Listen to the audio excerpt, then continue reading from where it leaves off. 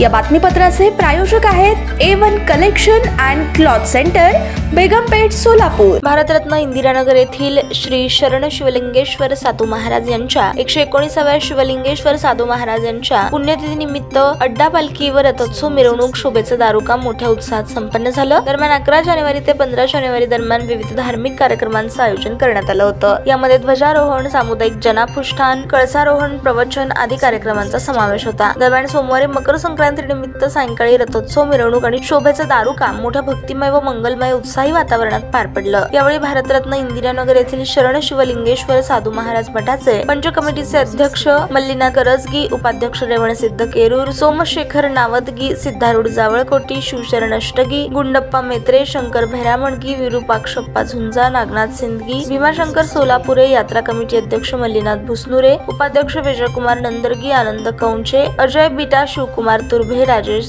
हुणचळगी, मिरवणूक प्रमुख महादेव इक्कळगी, श्रीशैल नागुरे, गुरुनाथ पटणे, नित्यानंद अंकद यांच्यासह श्री शरणलिंगेश्वर साधू महाराज पंच कमिटीचे व यात्रा कमिटीचे पदाधिकारी या सोहळ्यात सहभागी झाले होते। ताज्या बातम्या पाहण्यासाठी प्राईम महाराष्ट्र न्यूज चॅनलला सबस्क्राईब करा।